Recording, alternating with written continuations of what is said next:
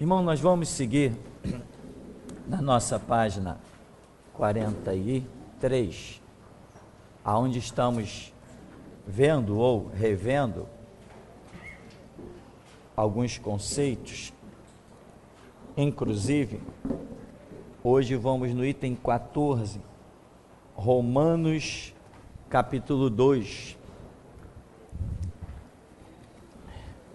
que temos ali algo que é e já foi. Hoje em dia nós não vemos mais muitos problemas de debates doutrinários, essas brigas teológicas. Hoje nós não vemos mais isso. Por quê? Porque todas as igrejas estão participando da mesma visão: pregar a prosperidade, enganar o povo, arrancar dinheiro e enriquecer.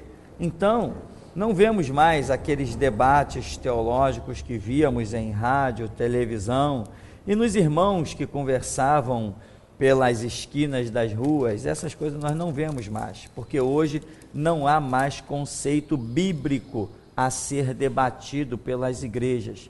Mas você, que é chamado como mestre dos seus irmãos, você que é chamado para instruir uma geração, você precisa estar bem preparado em todos os conceitos bíblicos, porque a qualquer momento pode surgir uma situação diante de você, e com apenas uma palavra, você pode esclarecer uma mente e resgatar uma alma do caminho errado. Tá, irmão?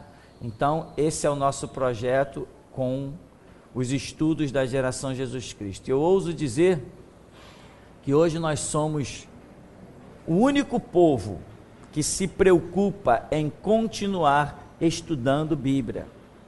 Porque todas as igrejas, quando você passa, já tem lá uma placa: segunda-feira, dia do culto da família; terça-feira, dia da busca do Espírito Santo; quarta-feira, dia da libertação; quinta-feira, e vai inventando moda.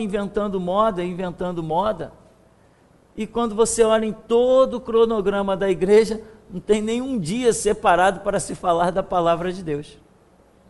É só ilusão, né? Tem uma igreja aí no Santo Cristo, inclusive, que eu passo sempre, tem que ir no mercado, lá embaixo, perto do Mundial. Aí tem lá, inclusive, dia tal, culto dos varões; dia tal, culto das varoas; dia tal, culto de libertação. Fala assim, ferrou. Libertação? Como? Como que um escravo pode libertar alguém?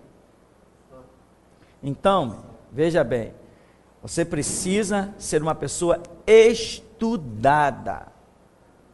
Eu tenho a minha convicção em Deus. Meu irmão, a tua convicção só serve para uma pessoa, para você mesmo. A tua convicção em Cristo não vai resgatar ninguém, não vai libertar ninguém. O que vai libertar as pessoas não é simplesmente a sua convicção, é o seu conhecimento, que é um conhecimento das coisas de Deus, quando você transmite esse conhecimento de Deus para alguém. É isso que liberta. Não adianta você tem que me escutar porque eu estou pronto para morrer por Jesus Cristo. Maravilha, graças a Deus que você está pronto para morrer por Jesus Cristo. Morra e salve a sua alma, mas com a sua morte você não vai salvar a alma de ninguém. O que salva os outros não é a minha morte, o que salva os outros é a palavra de Deus. Nós fazemos convictamente nosso papel, não para apresentar a nossa vida, mas para apresentar os projetos do nosso Deus. Então você tem que conhecer Bíblia. Não se iluda, eu creio em Deus e aposto a vida. Meu irmão, não é só isso que Deus está procurando. Jesus não veio procurar pessoas convictas para morrer por ele simplesmente. Ele veio procurar pessoas que queiram assimilar os seus ensinamentos e levá-los adiante. Pois a frase milenar que nós conhecemos é: ide por todo mundo e dizei que você está pronto para morrer por mim. Não, ide por todo mundo e pregai o evangelho. E você não pode pregar aquilo que você não tenha conhecimento real dele. Porque você vai chegar um momento que vai ter dúvida. Quando você tem dúvida, acabou a sua convicção. Então, Nós precisamos estudar. Então vamos voltar aqui então, Romanos, no capítulo 2, no verso 12, diz assim: assim, pois, todos os que pecaram sem lei, também sem lei perecerão. Todos os que com lei pecaram, mediante lei serão julgados. Porque os simples ouvidores da lei não são justos diante de Deus, mas os que praticam a lei hão de ser justificados. Quando, pois, os gentios que não têm lei procedem por natureza de conformidade com a lei, não tendo lei, servem eles de lei para si mesmos.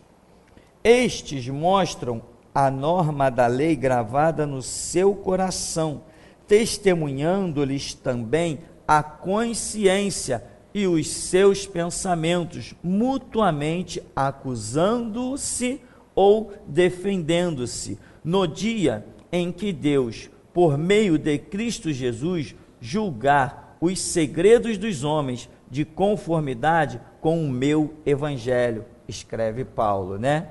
Nós sabemos que o evangelho não é dele, mas ele se julga tão participante disso, que ele diz, esse evangelho é meu também. Eu não tenho nenhum problema contra isso, porque eu também posso dizer, é o meu evangelho, eu morro por ele, né? Então, essa narrativa que Paulo fala, ele apela a algo que, quando estudamos teologia, chamamos de livro da consciência. Consciência. Ou seja, tem coisas que você faz não por conhecimento de uma regra, mas coisas que você faz por uma questão de senso. É isso? Eu acho que é senso ou consciência. Porque será que eu precisava conhecer o evangelho para saber que não posso praticar uma pedofilia?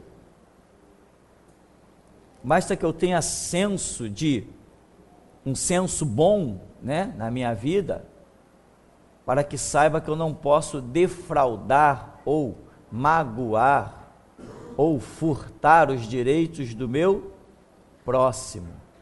Porque qual é a pergunta do nosso tema hoje? A pergunta é: como Deus julgará as pessoas que não conheceram Cristo, não conheceram o Evangelho?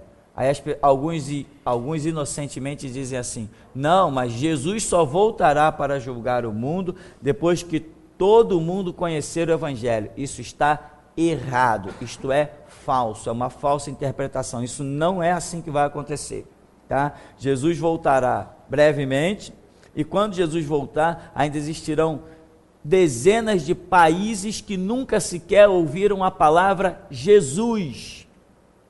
A palavra Jesus, simplesmente essa palavra Jesus, existem dezenas de países que nunca ouviram esta palavra Jesus. Nunca souberam o que é uma Bíblia, nunca souberam o que é um Evangelho. Existe hoje, tá? Então, e além disso, não temos ao longo da história milhões de pessoas que morreram sem saber o que era Evangelho, mesmo que tenham conhecido um nome, entre aspas, cristão, porque esse nome Jesus, ele não é anunciado só por cristão. Muita gente pensa ter Deus, espíritas pensam ter Deus, anunciam Jesus como o espírito mais evoluído e outras baboseiras. O catolicismo fala de um Jesus que não é o nosso, com absoluta certeza. Então, muita gente que não conheceu o Evangelho, não conheceu Jesus, não conheceu a Bíblia, morreu ao longo da história. Milhões de pessoas morreram. E a pergunta: como Deus julgará essas pessoas? Isso já foi motivo de debates teológicos bem ferrenhos, mas eu acredito que as coisas às vezes não são motivo para tanta briga desnecessária.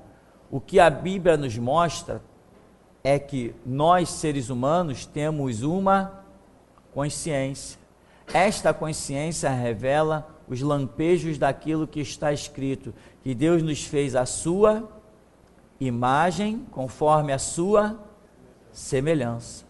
Então, eu não preciso do evangelho me dizendo não defraude ao meu próximo, para que eu saiba que não posso beliscar o meu próximo, botar uma pedra no caminho do meu próximo. O evangelho diz assim: aquilo que quereis que os homens vos façam, fazei-lhes vós também. Automaticamente, aquilo que você não quer que os homens façam a você, também você não deve fazer. Amém? Então, tem certas coisas que eu não preciso do evangelho para me dizer. Eu tenho consciência daquilo, né? Ou seja, não tem crianças que quando nascem não têm certos hábitos de morder, de beliscar. Não tem criança que tem uns hábitos, qualquer outra criança que encosta perto dela, ela vai belisca, até a criança chorar, ou então morde, ou então puxa o cabelo. Aí vai consultar o psicólogo. Doutor, meu filhinho faz isso, isso e isso. Qual tem sido unânime a resposta dos psicólogos? Quando ela morder, vai lá e morde ela também. Quando ela beliscar, vai lá e belisca ela também. Quando ela puxar o cabelo, vai lá e puxa o dela também. Mas doutor, é isso que a gente tem que fazer? Porque ela só vai entender essa realidade quando ela sentiu que se processa nisso. Porque para ela não está se processando nada. Ela não sabe, não está sabendo qual é o fruto daquela ação dela. Então, ela, segundo os psicólogos, não tem como desenvolver nada. E cá entre nós, que eu já vi isso funcionar demais, irmão. Já vi funcionar muito. Na minha família mesmo tinha um cabra que mordia até o dia que meu tio foi lá e mordeu ele. Nunca mais ele mordeu ninguém. Ah, sim. Não tem criança que tem o hábito de cuspir? Esse eu acho que é até muito comum, né? Chegou perto da criança, ele cospe nos outros. Aí o psicólogo diz assim: sabe o que você tem que fazer? Quando ele cuspir, cospe nele. Mas doutor, como é que eu vou cuspir na criança? Então, o psicólogo diz assim: então ele não vai parar de cuspir nunca. Aí, incrivelmente que a gente vê o resultado, né? Estou falando de casos, irmão, que eu presenciei o resultado. A criança cuspiu, o adulto foi, não pode fazer isso, cuspiu nele, acabou, nunca mais cuspiu em ninguém. Então, nós temos aqui uma consciência de certo e errado, que precisa, às vezes, em determinadas situações, momentos, ser avivadas, ou seja, nós sentimos a coisa e passamos a entender. Então, se eu sei que me beliscar dói, a minha consciência diz que eu não posso beliscar o outro, porque eu vou causar uma dor, um mal. Essa questão da consciência é importante, porque muita gente será julgada exclusivamente por causa da sua consciência. Temos hoje tribos, nós temos hoje, irmãos, tribos de pigmeus, tribos indígenas que habitam no meio das florestas amazônicas, tribos, inclusive, que não têm contato algum com a civilização. Uma coisa inacreditável, você não acredita nisso. No século 21 existe ainda um grupo de tribos isolados, e não são guerreiros, não, são pacíficos, mas não tem nenhum contato com a civilização, vivem completamente isolados no meio do mundo, ainda sobrevivendo da caça, né, da pesca, e esquece esse papo de energia elétrica, computador, tablet, mercado, dinheiro, não importa dinheiro. Se você chegar lá, eu tenho $1 milhão aqui, quem quer? As pessoas vão olhar para aquele papel e vai ficar jogando para o alto, porque não tem interesse para eles, é um mundo completamente diferente. Então, como que aquelas pessoas serão julgadas? Elas têm uma consciência que acusa elas dos seus delitos, e mesmo elas, sem conhecer a palavra que diz que é necessário se arrepender dos seus pecados, mesmo assim, só com a sua consciência, ela tem como se arrepender ou não tem? Você já não se arrependeu de muitas coisas que você havia feito antes de conhecer o Evangelho? Você não teve aquele remorso, aquele peso no coração de dizer assim, poxa, eu não devia ter feito isso. Ah, se eu pudesse voltar atrás. Mas você não conhecia o Evangelho. Amém? Amém. Acho que isso já aconteceu com todo mundo. Ou você só se arrependeu depois que conheceu o Evangelho? Não, teve atitudes que você teve, que mesmo antes de conhecer o Evangelho, você se sentiu compelido a se arrepender do seu delito. Então, isso é o que nós, quando estudamos teologia, estudamos lá a questão dos livros. E um dos livros que a gente identifica em várias passagens bíblicas é o chamado livro da consciência, aonde acredita-se que Deus julgará as pessoas segundo a sua consciência. Agora, quando se trata de ter conhecimento do Evangelho, aí a história muda um pouco de figura. Não basta simplesmente a consciência. A sua consciência, ela funciona como uma regra. Mas uma regra que só tem valor na ausência do Evangelho. Quando você conhece o Evangelho, todas as outras regras já era. Amém? Não precisa de muito detalhe para isso, né? Quando você conhece o Evangelho, todas as outras regras já era, porque o Evangelho é o estatuto de Deus na terra, o Evangelho é a regra de Deus que devemos seguir. Quando você conhece o Evangelho, não interessa mais o que você pensa, não interessa mais o que você acha, porque de tudo que você pensa e de tudo que você acha, Deus está te chamando a conversão. Deus chama todos os povos, tribos, línguas e nações à conversão. Quem é que ama a Deus? Aquele que tem os meus mandamentos e os guarda. Esse é o que me ama. Mas, Senhor, eu tenho uma ideia. Tá, a tua ideia você guarda para você, porque Deus nos tem chamado a viver a sua ideia. E com relação a isso, o que diz a Bíblia? Não são os meus caminhos os vossos caminhos, não são os meus pensamentos os vossos pensamentos. Então, Deus não pensa como eu penso. Amém? Vamos repetir. Deus não pensa como eu penso. Amém? Se a minha consciência me traduz um conjunto de regras que geram atitudes, mas se Deus não pensa como eu penso, eu vou ter que abrir mão da minha consciência, do meu conjunto de regras, para viver a consciência de Deus, o conjunto de regras de Deus. Então, eis a questão. A minha consciência revela regras que existem dentro das minhas concepções, da minha experiência de vida, mas quando eu me deparo com o Evangelho de Jesus Cristo, todo o meu conceito de regra já era. Aquilo que o Evangelho sustentar na minha mente, dos meus conceitos pessoais, vai permanecer. E o que ele reprovar, está fora. Eu tenho que reprovar. Então, existe um conceito que Deus julgará a humanidade, mesmo aquele que nunca ouviu falar de Jesus Cristo. Ou nunca ouviu falar do Evangelho, nunca ouviu falar do Deus de Abraão, nunca ouviu falar dos 10 mandamentos, nunca ouviu falar de nenhum conceito da divindade, nenhuma palavra, nenhum Cristo que morreu na cruz. Essa pessoa nunca ouviu falar do Evangelho, então Deus vai ter que salvá-la? Não, Deus não vai ter que salvá-la. Deus vai ter que, de igual modo, julgá-la, e vai julgá-la segundo os seus atos. Atos que a sua própria consciência disse serem certos ou errados. Deus não leva em conta o tempo da ignorância, mas nós temos consciência do que é certo e do que é errado? Bom, pelo menos eu tinha, não tanta consciência como tenho hoje, obviamente, mas eu tinha algum conceito do que era certo e do que era errado.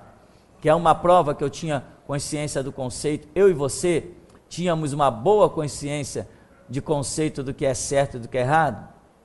Eu vou te dar uma prova. Vou perguntar aqui, por que você se converteu?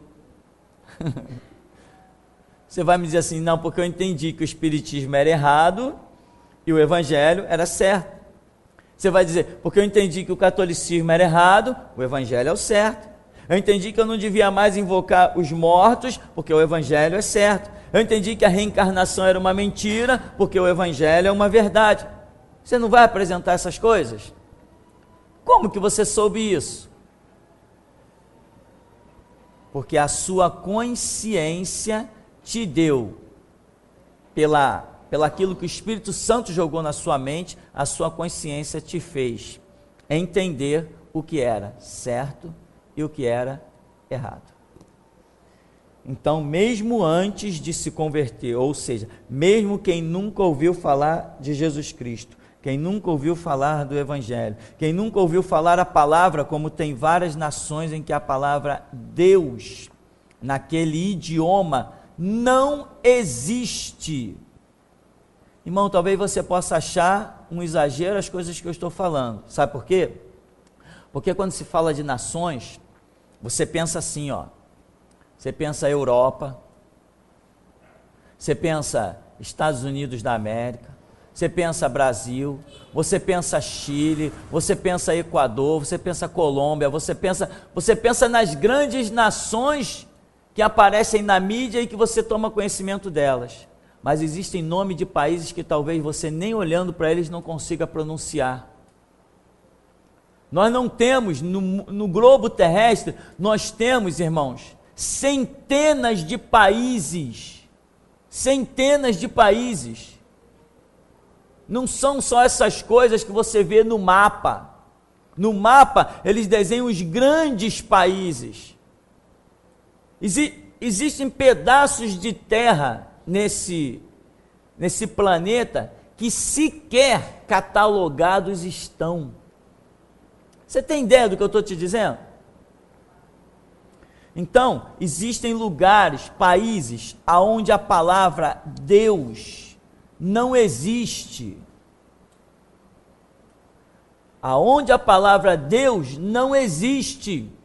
Quando as pessoas passam por lá que querem falar do conceito da divindade, naquele idioma, elas ficam perdidas, porque elas não têm nem como falar para aquela população de um ser, e começam a buscar respostas em vários caminhos, porque o conceito de divindade dentro daquela cultura, dentro daquele país, não existe. Eu vi esses dias uma reportagem de um homem que estava em busca da arca perdida de Israel, aquela arca da aliança. Estão procurando aquilo desesperadamente. Suspeita-se que a Igreja Católica escondeu aquilo lá nos seus subterrâneos, até mesmo porque se ela mostrar aquilo, os judeus vão exigir aquilo, né, irmão? E eu te garanto que se o judeu exigir aquilo, a ONU ou o mundo inteiro vai dizer, não, tem que dar para eles, é deles. E a Igreja Católica, segundo alguns pesquisadores, esconde aquilo. Mas o homem estava em busca da arca. Irmão, aquele homem passou por lugares que ele filmou, que você diz assim, não é possível, esse mundo não existe. As terras por onde aquele homem passou, o que ele filma das cidades, o que ele filma daqueles povoados, daquela cultura, daqueles hábitos, você diz assim, não é possível, aquilo ali não existe. Não é possível que no século 21 eu esteja vendo pessoas vivendo daquela maneira.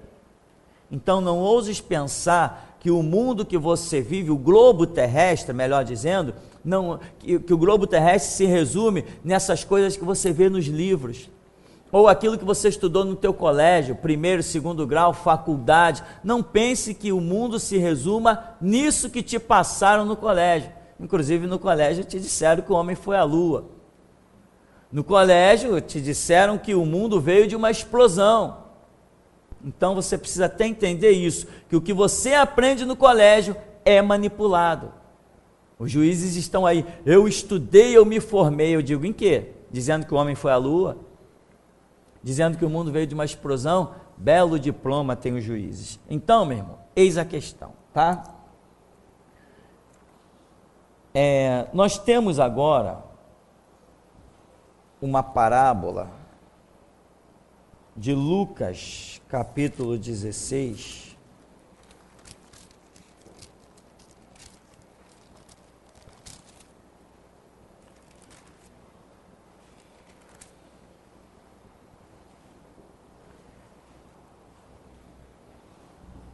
Lucas 16, a partir do verso 19,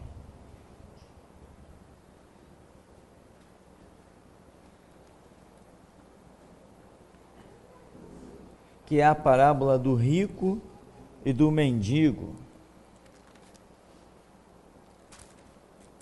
Essa parábola, ela também é importante entendê-la, porque ela é mais uma que compõe os nossos objetivos nesse trecho da apostila, que é o objetivo de finalizar as polêmicas.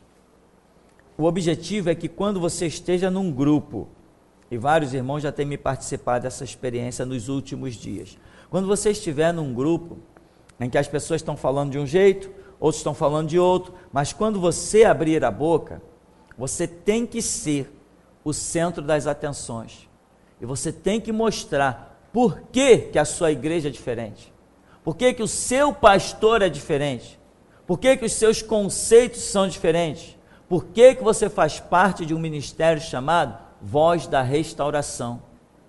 Você precisa mostrar isso, mas isso não é com você abrindo a boca e se tornando um camarada tão vazio como todo mundo é. Você tem que abrir a boca e as pessoas olharem para você e dizer assim, caramba, nunca tinha visto ninguém falar assim. Este é o projeto desse ministério, conosco. Por isso, eu não sou o homem mais sábio do planeta, não tem nada a ver essa história, não é nada disso. Eu não sou o homem mais entendido de Bíblia, não é nada disso. Simplesmente para que nós sejamos o que Deus quer que sejamos, Deus nos tem dado graça de entender algumas coisas centralizadas, algumas coisas precisas.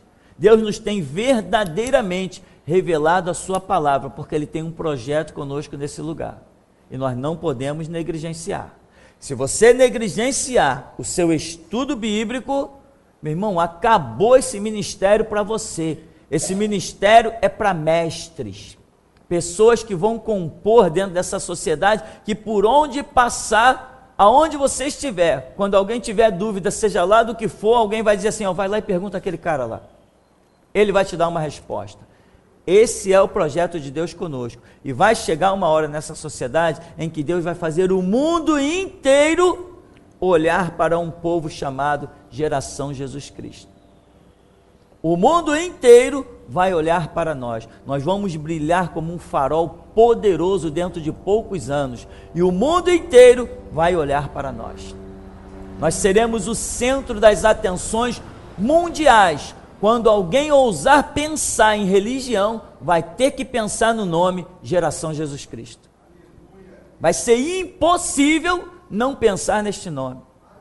Pessoas vão estar nos seus debates e vão dizer assim, não, peraí, eu vou consultar o site daquele pastor lá da Geração Jesus Cristo.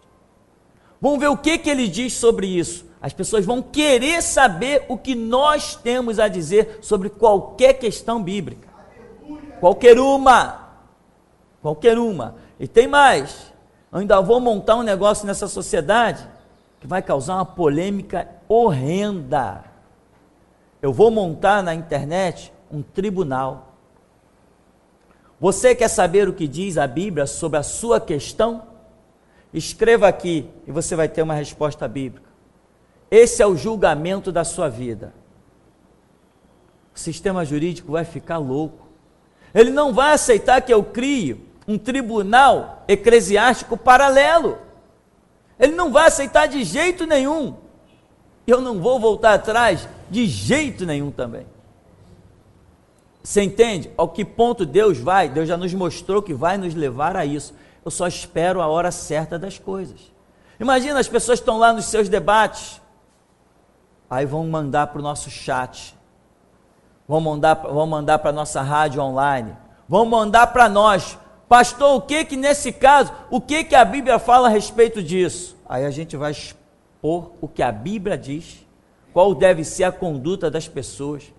Mas o sistema judiciário, nosso assunto aqui é bíblico e não jurídico. Então, meu irmão, a que ponto Deus vai nos levar? Uma loucura. Você pode ver que o ministério não é para qualquer um. Porque se você disser assim, as pessoas vão dizer, você é evangélico? Sou de qual igreja? Ou você vai ter muita disposição para dizer de qual igreja você é, ou você vai dizer assim, não, eu estou desviado. Porque vai chegar uma hora que para dizer sou membro da geração Jesus Cristo, irmão, você vai ter que ser crente mesmo. Porque eu serei, dentro de poucos anos, o homem mais polêmico que o mundo já conheceu. Nem João Batista, nem Martim Lutero, nem John Hus, nem Paulo, nem Pedro, nem nós, geração Jesus Cristo, comporemos o grupo mais polêmico que o mundo já conheceu. É isso que nós seremos. Por isso eu te afirmo, apostando a minha vida, se você não mergulha na Escritura, se você não conhecer o Deus da Bíblia pela Bíblia, você está fora desse projeto, né? Eu sei que seria muito mais fácil dizer, irmão, hoje eu estou vendo que o anjo está com o cálice da prosperidade para te abençoar. Você vai enriquecer, você vai multiplicar e você vai emprestar todo mundo, de ninguém vai tomar emprestado. Aí todo mundo, glória, jogava até as cadeiras para o alto. Mas eu não fui chamado por Jesus Cristo como um mentiroso. Fui chamado como um servo para pregar a verdade. Então aqui nós temos, no capítulo 16, verso 19. Ora, havia certo homem rico, se vestia de púrpura, de linho finíssimo, e que todos os dias se regalava esplendidamente. Bom, até aí eu pergunto, meu irmão, no verso 19. Qual é o pecado deste homem? Homem rico, é pecado ser rico? Se vestia de púrpura, é pecado se vestir de roupas finas? Não, de repente você vai dizer, pastor, as minhas roupas também custam de R$100 para cima. Eu vou dizer assim, legal, bendito seja Deus que te deu essa condição. Cadê teu pecado? Não tem pecado. Em que uma pessoa que se veste de roupas finas transgrediu a lei de Deus? Eu não conheço nenhum mandamento que diz assim, quando tu te vestires ricamente, tu estarás em juízo perante o teu Deus. Eu não conheço nada disso. Se tu comprares um carro que custa mais de 50 mil, tu estás em juízo condenatório. Eu não conheço nenhum mandamento desse. Se a tua casa for uma mansão com mais de 3 quartos, tu está ferrado, eu vou te condenar ao inferno. Eu não conheço nada disso. Se alguém conhece, ande segundo o que conhece, eu ando segundo o que eu conheço. Então não é pecado ser rico, nem se vestir de púrpura, nem de linho finíssimo. Todos os dias se regalava esplendidamente. Acredite, todo dia o cara dava uma festa na casa dele.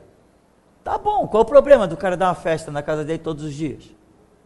Cadê o pecado dele por dar uma festa?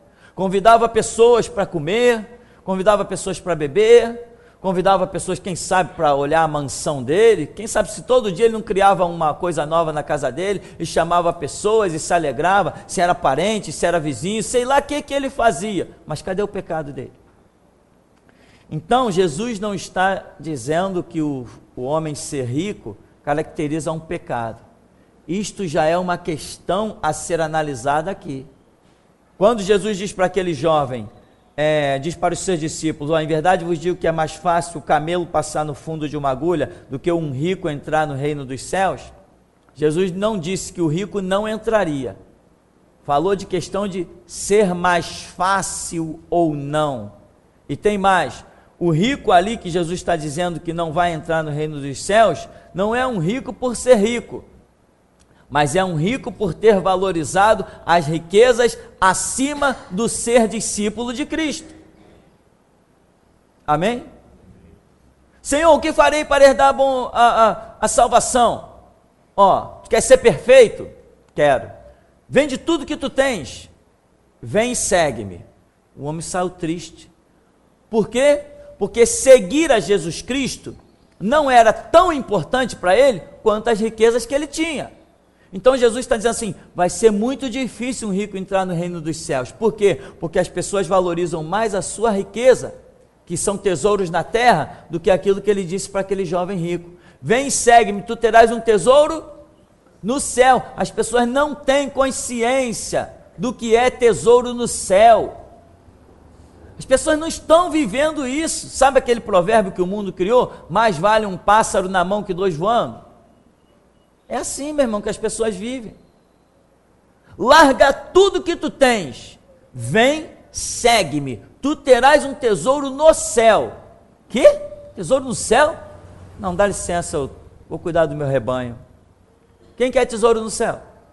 Quem estaria disposto a pegar a chave da sua casa e passar ali pelo primeiro mendigo? Toma aí, ó. Endereço tal, rua tal, a casa é tua, eu vou seguir Jesus.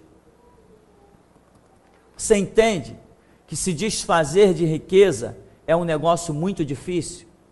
Por isso que Jesus disse, é mais fácil um camelo passar no fundo da agulha do que um rico entrar no reino dos céus. Mas Jesus encontrou muitos ricos que entraram no reino dos céus, que se tornaram discípulos seus, até membros do Sinédrio, que tinham recursos, viviam no privilégio lá da lei, do sacerdócio. Ele encontrou pessoas assim. Ao longo da história nós vemos isso. Porém, lá na frente ele encontra um casal chamado Ananias e Safira, que por causa das suas riquezas, por causa do seu recurso financeiro, foram parar, talvez tenham ido parar, no inferno. Não posso dizer que foram no inferno, porque eu não tive nenhum sonho com eles gritando lá. Eu prefiro falar daquilo que eu sei. Amém? Então, verso 20. Havia também certo mendigo, chamado Lázaro, coberto de chagas, que jazia à porta daquele, e desejava alimentar-se das migalhas que caíam da mesa do rico. Até os cães vinham lamber-lhe as chagas. Aconteceu morrer o mendigo e ser levado pelos anjos para o seio de Abraão. Morreu também o rico e foi sepultado. Primeiro, esse mendigo foi salvo porque era mendigo?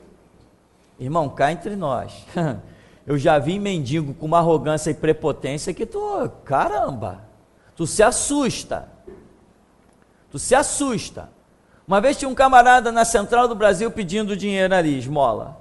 Aí eu vinha passando, carregando um monte de bolsa. Graças a Deus eu sempre ralei, me orgulho muito disso. Eu acho que cada vez que eu estou ralando, Jesus está me olhando de mais perto. Aí eu estou olhando, aí vem um homem, mendigo, todo maltrapilho. Aí, dá um dinheiro aí para mim almoçar ali. Eu olhei assim para ele, só olhei assim para ele. Aí ele, é isso aí mesmo. Estou pedindo, não estou roubando. O cara mendigo, todo maltrapilho. Olha a arrogância do camarada. Sabe o que eu falei para ele? Falei assim, pô cara, tu devia ir roubar, é um problema teu, vai lá roubar, a polícia te resolve logo o teu problema. Olha a arrogância do cara. Me dá um dinheiro aí que eu quero almoçar ali. Eu olhei assim para ele, no que eu olhei para ele para discernir aquela voz que eu vinha de cabeça baixa, no que eu olhei para ele, é isso mesmo, estou pedindo, não estou roubando, é melhor pedir do que roubar. Falei assim, caramba. Então não é o fato de Jesus contar uma parábola com um homem necessitado, de pouco recurso, mendigo. Esse homem não foi salvo porque era um mendigo. A salvação não se processa por uma pessoa ter ou não ter riquezas. Amém, irmão? Então tem coisas que, se nós entendermos nesta parábola, nós vamos dominar os assuntos por aí, acabar com polêmicas. E quando a gente fala a verdade, que muita gente às vezes até conhece, mas não quer falar, quando nós falamos a verdade, o Espírito Santo cria um foco sobre nós e nós nos tornamos o centro das atenções. Não que queiramos ser centro das atenções para nós mesmos, mas sim para que nós possamos transmitir as coisas de Deus. Eu não quero ser o centro das atenções para que as pessoas digam assim, caramba, o Tupiranini arrebentou, né? Falou, né? Nem aqueles 15 segundos lá daquela rádio que esses dias um irmão ouviu aí, veio comentar comigo. Nem sei por onde anda aquilo. Está aí pela internet ainda. Aí, não é isso. O objetivo não é nós tomarmos o lugar da glória de Jesus Cristo. Mas eu quero sim. Eu quero ser o centro das atenções. Se o mundo olhar para mim, o que eu vou dizer? Jesus Cristo é o Senhor. Então eu quero que o mundo olhe para mim. Eu quero. Pedro e João, passando na porta do templo, na porta chamada Formosa, não tinha um mendigo? E o camarada está lá, de cabeça baixa, estendendo a mão, esperando que alguma coisa caia na mão dele. Pedro para diante do homem e diz, ei, olha para nós. Não tenho prata, não tenho ouro, mas o que tenho te dou. Olha, primeiro chamou a atenção dele, olha para cá, olha para mim. Eu não tenho prata, não tenho ouro. Agora, em o nome de Jesus Cristo Nazareno, levanta e anda. Não tenha medo, meu irmão, em ser destaque. Só tenha medo se no teu destaque você não destacar Jesus Cristo. Aí você tem que se apavorar, tem que se desesperar. Mas se no teu coração você está vivendo uma glória, mas você é capaz de transferir essa glória para Jesus Cristo, está tudo certo, porque foi Ele mesmo que disse que nós somos sal da terra, luz do mundo e cidade edificada sobre os montes. Nós somos destaque, Ele nos chamou para sermos destaque. Ora, Ele diz assim, tu dominarás sobre todas as nações, emprestará muito, de ninguém tomará emprestado, só estarás por cima e não por baixo, te colocarei por cabeça e não por cauda. Isso não é destaque? Agora, eu tenho que saber ser Senhor no mundo, mas servo no reino de Deus. Se eu souber isso, está tudo bem. Quem aí quer ser rico e milionário? Eu quero. Ah, se Jesus me desse tanto dinheiro que eu pudesse comprar um canal de televisão. Ah, se Ele me desse dinheiro que eu pudesse comprar umas 10 rádios no Brasil. Eu quero. Mas eu não quero riqueza para mim. Eu quero riqueza para aplicar no reino de Deus. Um dia o Senhor se manifestou para mim e disse assim, pede 3 coisas. Eu tenho 3 coisas para te oferecer. Escolhe uma delas que eu te farei.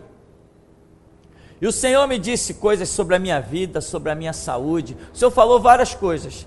E dentre um dos pedidos estava assim, ou tu queres recurso suficiente para ser administrado na minha obra. Falei, Senhor, não quero nada para a minha vida, me dá os recursos suficientes para que eu administre na tua obra. Não temos necessidade de nada, temos um estúdio e vamos lançar um CD que vai abalar a cristandade. Eu não penso em mim, meu irmão. Se Jesus se manifestar a mim com propostas de coisa da igreja e coisa da minha vida, eu já sei qual é a decisão que eu vou tomar. Já decidi isso. E quando eu decidi isso, meu irmão, não tínhamos nem os recursos que temos hoje. Não tinha carro, não tinha as coisas que tem hoje dentro da minha casa, enfim. E eu escolhi que se o Senhor fosse me acrescentar recursos, que seria para apresentar, para envolver, para administrar na sua obra.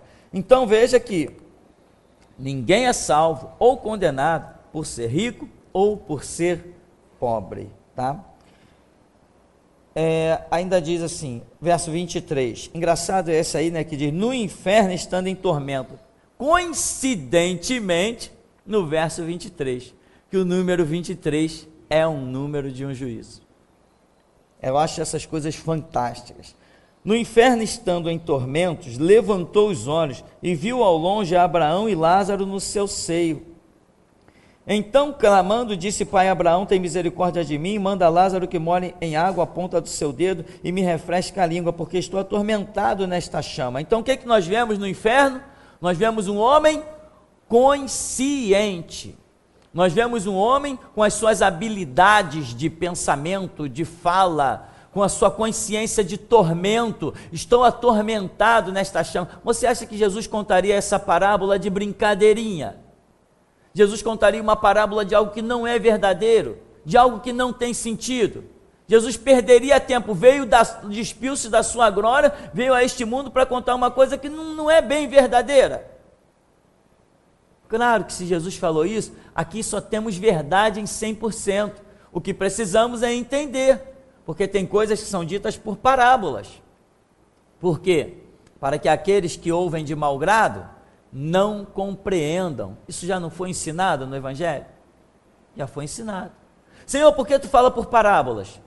Porque a vocês é dado conhecer o mistério dos reinos, mas eles não. Porque esse povo me ouve de mau grado, ele me honra com os seus lábios, mas o seu coração está longe de mim.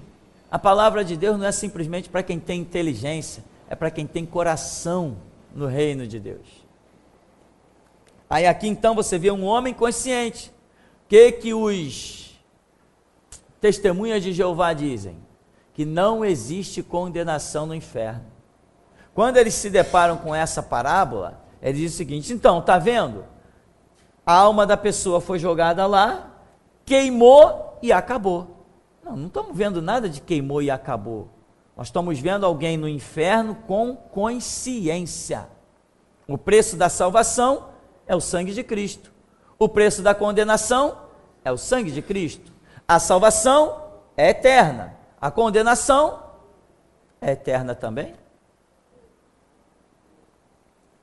Em nenhum momento a Bíblia diz que o ser humano deixará de existir. Em milhares de anos de história, em 66 livros, milhares de anos de história, nenhum momento há em que a Bíblia se refira ao homem, em que Deus se refira ao homem, dizendo que ele vai deixar de existir. Por mais que o meu bom coração não queira aceitar um ser humano sofrendo eternamente, por mais que eu não goste desta ideia, eu sou obrigado a aceitar a verdade que Deus me revela. Se eu não me converto, eu estava ferrado, eu ia para o inferno eternamente. E aqui então diz, né? Manda Lázaro que molhe em água a ponta do seu dedo e refresque a minha língua. Já vimos, essa água que é símbolo da palavra, ou seja, ele reconhece o que está faltando para ele, aquelas palavras boas, santas, os conceitos divinos que ele desprezou. Ou seja, ele está pedindo água, mas ele está pedindo água num lugar onde não se tem sede. Ele está pedindo água aonde não se tem sede. Então essa água não é água H2O, é outra água. O que ele está sentindo falta? Da palavra. E se ele está sentindo falta da palavra, significa que ele um dia conheceu, porque ninguém sente falta daquilo que nunca conheceu. Amém? Ninguém sente falta daquilo que conheceu. Estou com vontade de comer, deixa eu ver o que eu estou com vontade de comer. Não. Estou com vontade de comer um bife à rolê. Estou com vontade de comer um pão com mortadela. Estou com vontade de comer um misto quente. Você só sente falta daquilo que você tem conhecimento que existe. Então ele quer água, essa água que ele quer, por mínima que seja, que ele se sentiria reconfortado, como é a característica da palavra. Quando nós ouvimos a palavra, nós sentimos o bálsamo de Deus interior. Tem pessoas que estão iradas com o mundo, querem que o mundo se exploda, querem fazer justiça com as próprias mãos, querem matar. Daqui a pouco diz assim, vê uma palavra que diz assim: bem-aventurado que tem fome e sede de justiça, porque serão fartos. A pessoa esfria. Este é um dos efeitos da palavra. Aquele homem está atormentado. Ele reconhece que ele precisa da palavra. E ele suplica a Lázaro, que está no seio de Abraão. Então disse Abraão, manda Lázaro tal. Então, no verso 25, disse porém Abraão: filho, lembra-te que recebeste os teus bens em tua vida, Lázaro igualmente os males. Agora, porém, aqui, ele está consolado, tu em tormentos. Além de tudo, está posto um grande abismo entre nós e vós, de sorte que os que querem passar daqui para vós outros não podem. Ou seja, são situações definidas. Amém, irmão? Então, onde está o purgatório da maldita Igreja Católica? Que diz, você tem que rezar muitas missas, pagar muitas penitências, dar muito dinheiro para o Vaticano, porque desta forma o seu ente querido que estava lá no inferno, ele vai sendo gradativamente purificado e daqui a pouco ele pula o muro e sai do inferno para o paraíso. Raça de víboras é pouco para eles, né, meu? Bem falou a respeito deles Martinho Lutero. Mas se você quiser saber o que Martinho Lutero disse, vá assistir o filme, não vou ficar aqui contando filme não. Então, não pode passar daqui para aí, nem daí para cá, são situações definidas. Nós só temos condições de mudar a história eterna das nossas vidas enquanto estamos aqui e agora. Eu defino aqui e agora o que eu serei eternamente. Amém? Eu defino aqui, hoje, o que eu serei eternamente. Decidi, vou ser servo de um Deus vivo e vou morar no paraíso. Eu conheço a regra, o que vai me impedir? Tem nada que me impeça de eu herdar o reino de Deus, nada. Ele é meu, eu vou entrar naquele reino. Determinei, eu conheço a regra, meu irmão. Se você é um jogador de futebol, conhece a regra, se você disser assim, eu vou levar esses 90 minutos de jogo, dentro da regra, não vou cometer nenhuma falta, é só seguir a regra, não chuta ninguém, não bate ninguém, não dá carrinho, não empurra, não é? Anda na regra.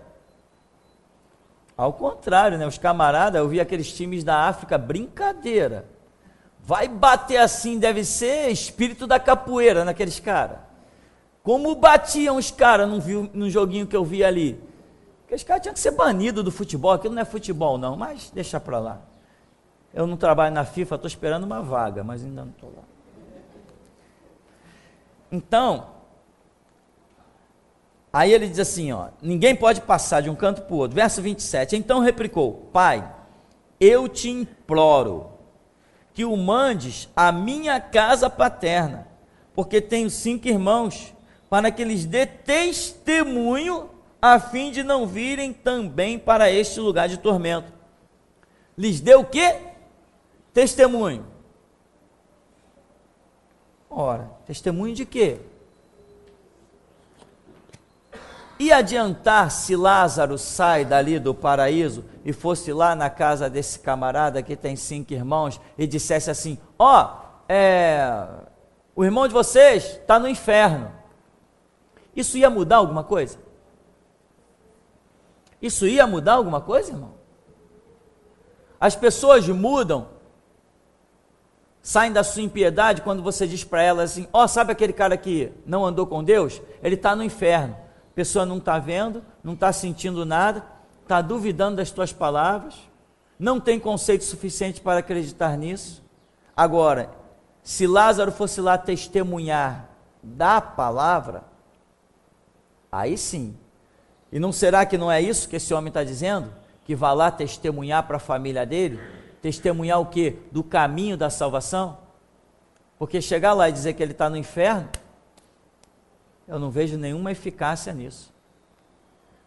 Nós sempre fomos criados sabendo que há um céu e um inferno, esse conceito na nossa cultura sempre existiu, e nem por isso você vê as pessoas parar de adorar boneco, fazer o mal, desejar ardentemente o mal para os outros, tentar prejudicar os outros. Teve um camarada que comprou um terreno ali embaixo agora, começou a fazer a obra. Quando ele começou a fazer a obra, a vizinhança toda, o terreno estava lá, criando rato e barata. O camarada comprou o terreno, tem dinheiro, a obra é cara, ele tem dinheiro, vai fazer a obra, começou a vizinhança toda lá, começaram a dar parte do homem. A prefeitura veio e embargou a obra dele.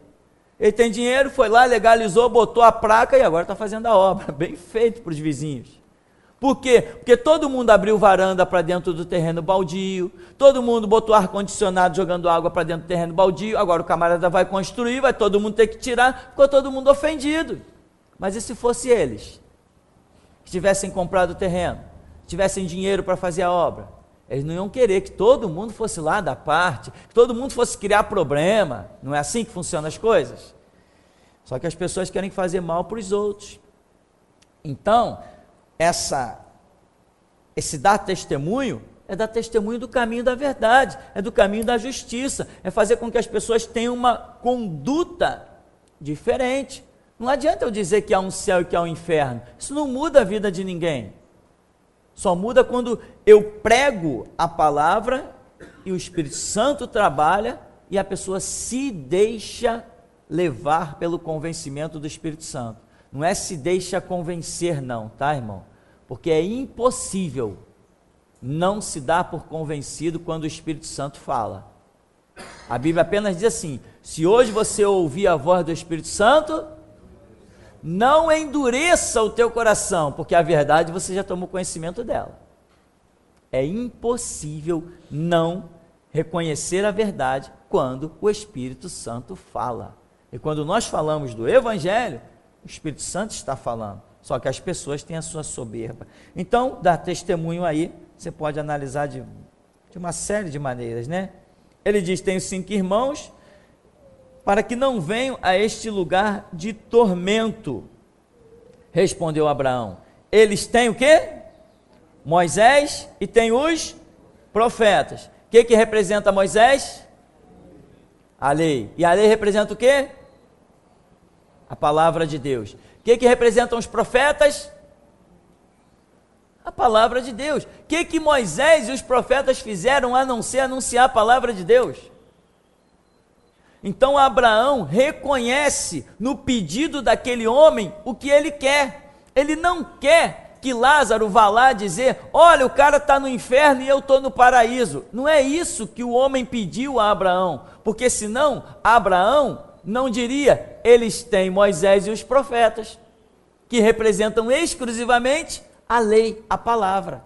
Então Abraão entende, quando aquele homem pede uma gota d'água, quando aquele homem pede que Lázaro dê testemunho, Abraão aqui entende que o que ele quer é que alguém vá lá e pregue para eles a lei, Moisés e os profetas. Abraão entende isso e diz: eles têm Moisés e os profetas, ouçam-nos. Como que tem Moisés e os profetas? Não é nem que Moisés e os profetas estivessem vivos, mas o que eles pregavam continuava e continua até hoje, mais vivo do que nunca. Paulo vive, né? Eu costumo dizer que Paulo vive. Cada vez que eu leio uma carta de Paulo e aprendo alguma coisa, eu digo: Paulo vive, Pedro vive, Estevão vive. Eu costumo pensar dessa maneira. E cá entre nós, irmãos, que vive, vive, amém? Então, mas ele insistiu: não, pai Abraão, se alguém dentre os mortos for ter com eles, arrepender-se-ão. Agora, Abraão entende a lógica da coisa, que era a palavra que tinha que ser dita, e o homem agora vem frisar: não, mas se alguém dos mortos for ter com eles arrepender-se-ão. Abraão, porém, respondeu: se não ouvem nem Moisés e os profetas, tampouco se deixarão persuadir, ainda que um dos mortos vá falar com eles. Tem gente por aí chamando pessoas para dar testemunho, né? Temos o testemunho aqui do cara que ficou morto 10 dias, 10 segundos, 10 anos. Aí a igreja enche. Aí o camarada acha que alguém ali vai sair convertido. Não existe conversão por testemunho de ninguém. O único testemunho que converte vidas é o testemunho de Jesus Cristo. Quem foi mais glorioso a sua ressurreição? A de Cristo ou a de Lázaro? Cristo ficou 2 dias e 3 noites sepultados. E Lázaro? 4 dias e 4 noites. Ora, o testemunho de Lázaro é maior do que o de Jesus, né? Tá, se mete a pregar Lázaro que tu vai ver o resultado da tua vida. Amém? Porque sem Cristo, Lázaro não ressuscitaria. Então não é o milagre que chama as pessoas, mas o autor do milagre é que faz a obra. Não é milagre. Paulo não ousou, deixa eu dizer uma coisa aqui, irmão. Paulo não se ferrou? Paulo se ferrou. Saulo, sai de Jerusalém, eu vou te enviar para os gentios. Não, Senhor, mas eu tenho um grande testemunho. Esse povo sabe que eu era perseguidor, assassino, eu matei Estevão, Paulo, eu sei que tu tem um grande testemunho, mas sai de Jerusalém. Não, mas Senhor, eu vou testemunhar para esse povo. Por quê? O testemunho de Paulo era maior do que o de Cristo?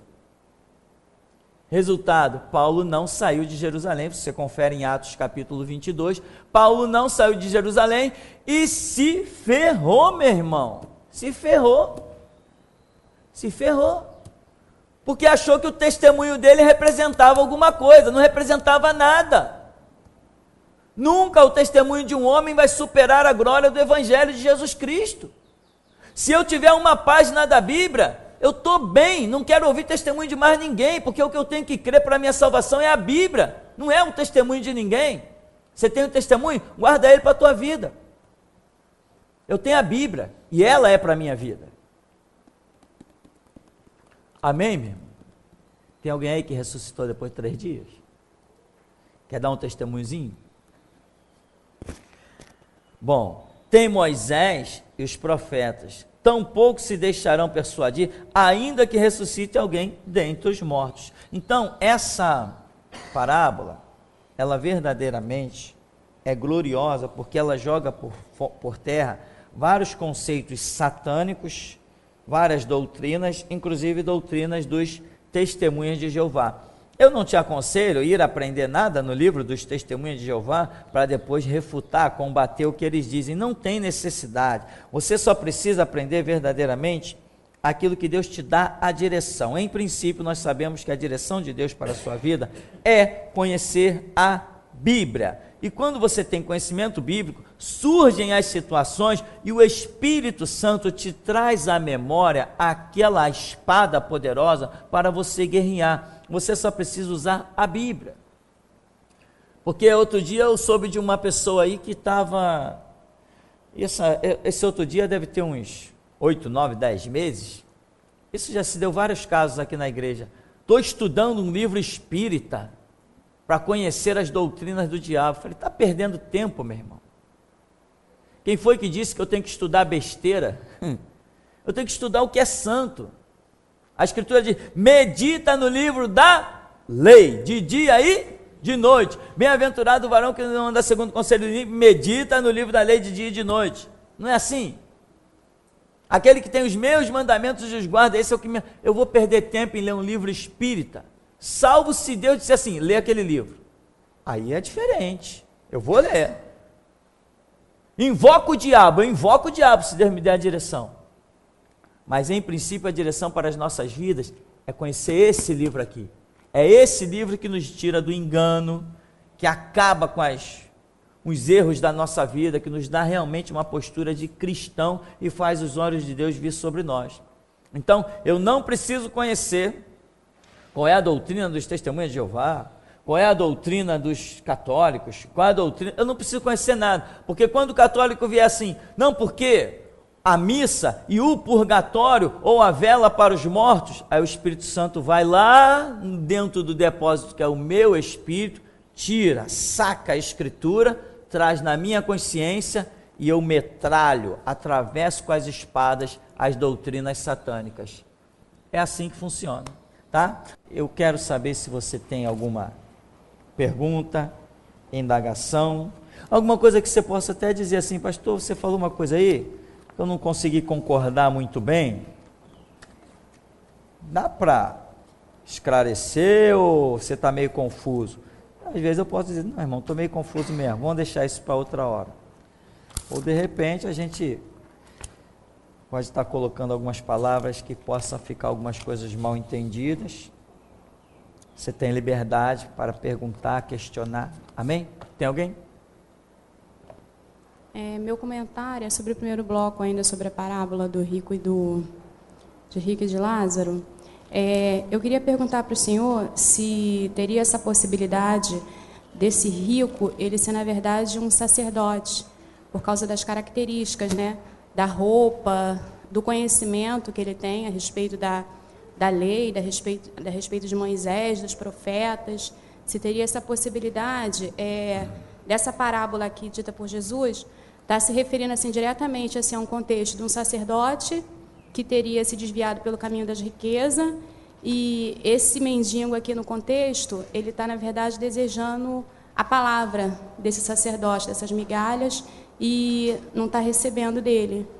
Se teria essa possibilidade.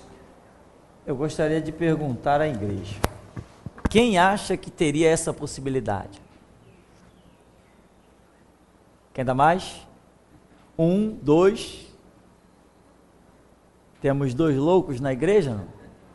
Irmãos, veja bem, isso é uma coisa incrível. Você sabe que sempre que Jesus ia contar uma parábola, primeiro ele pegava a espada dele, a sacalava e via se tinha judeu por perto, né? Você sabe disso, eu sei disso. E o que acontece? Tem uma parte aqui da Escritura que diz, logo de cara, havia certo homem rico. Os sacerdotes viviam muito bem.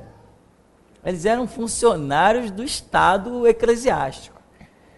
Se vestia de púrpura, já está mostrando que existia na vida dele o luxo, a luxúria excessiva, mas até aí não era o pecado, mas ele vivia numa luxúria, porque o roxo é símbolo da luxúria. O roxo é símbolo da luxúria. Aí diz que ele se vestia de linho. Esse linho finíssimo era característica da roupa de quem? O sacerdote. Talvez Jesus contou a parábola, os judeus devem ter pegado na barba e... como é que é? O cabra se vestia de quê? Linho finíssimo? Espera aí.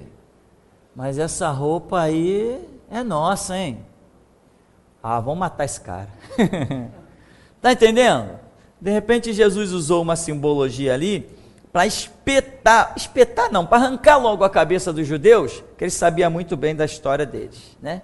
Então, pode sim, pode ser, não que ele fosse um sacerdote, porque é uma parábola, mas Jesus está querendo demonstrar que os sacerdotes estão incluídos na luxúria e que vão pro... Haja Deus, misericórdia. Jesus é terrível, né? Ele consegue até com uma espada oculta ferir os adversários. Então, realmente, há a possibilidade de que Jesus quisesse realmente insinuar que se tratava de um corpo sacerdotal. E está dizendo assim, os pobres miseráveis vão entrar no reino dos céus, e vocês não. Tem outro detalhe. Você sabe onde é que costumavam ficar? Essa eu vou ficar de pé para ver se alguém sabe.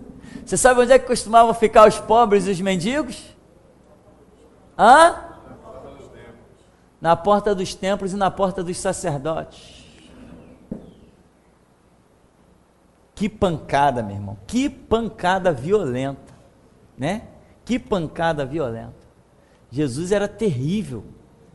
Ainda hei de conhecer esse cara, ainda vou ter o prazer de apertar a mão dele. Ele era terrível, ele era bom demais. Quando ele queria sacar a espada, ele feria lentamente. Depois os camaradas iam para casa. Como é mesmo aquela parábola que ele contou, hein? Caramba, o cara está falando da gente.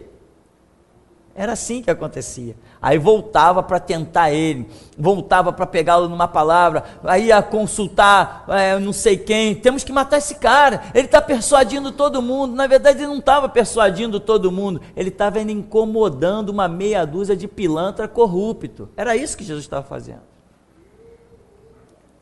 Que diferença faria Jesus persuadir o mundo inteiro, ensinando o que ele ensinou? Que diferença faria? Que diferença faz para nós persuadir o mundo inteiro, ensinando o que ensinamos? Se não ensinamos ninguém aqui a roubar nada de ninguém, meter a mão no bolso de ninguém, roubar a bolsa de ninguém, dar tiro em ninguém, bater em ninguém, ofender ninguém. O Estado tinha que chegar para nós e dizer assim, olha, O mundo é de vocês, porque vocês são os melhores administradores desse mundo. O povo de vocês não rouba, não furta, não espanca. Ninguém aqui nunca espancou um homossexual no meio da rua. Ninguém aqui, depois que se tornou cristão, não meteu a mão no bolso de ninguém. Não depredamos nada, não invadimos nada, não planejamos assalto no banco. Somos um grupo organizado que não planeja mal de ninguém. Mas tem outros detalhes que a gente fala além disso.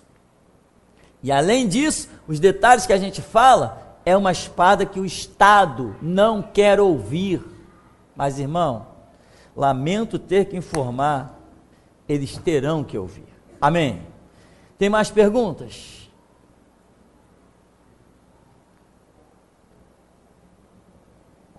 Ainda tem essa questão ainda do mendigo, né, pastor? Que ele ansiava, né, de receber esse pão, né? Ansiava de receber essa palavra. Então, no caso, como o senhor falou, né, não era porque ele era um mendigo. Nesse contexto aqui da parábola, vamos entender assim, né, que ele queria, né, ele tinha sede pela palavra, ele tinha fome da palavra e não era dada para ele, né? Desejava alimentar-se com as migalhas, né? Migalha nos lembra pão, pão nos lembra a palavra. Então ele está num lugar em que ele deseja alimentar-se com as migalhas de pão. Quem é que tinha o pão? Os sacerdotes que tinham pão. A coisa está pegando para eles, né, irmão? Na próxima pergunta da Noelma, eles vão invadir isso aqui. A coisa está pegando para os sacerdotes, está apertando. Cada hora vai apertando mais. Quem tinha pão era eles. E o homem está na porta. Mas Jesus falou o seguinte: vocês, fariseus, escribas e companhia limitada, vocês são hipócritas. Vocês fecham a porta do reino dos céus. Vocês não entram e nem deixam entrar os que estão entrando.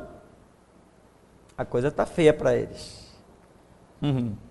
Jesus, tenha misericórdia de nós, porque vai ficar muito feio ainda, mais feio ainda para eles. Então, irmão, realmente nós estamos aí com uma insinuação na parábola que faz referência também, né, dentro do contexto geral, profético da Escritura, tem uma singularidade, uma particularidade que pega, sem dúvida alguma, todo o corpo sacerdotal de Israel.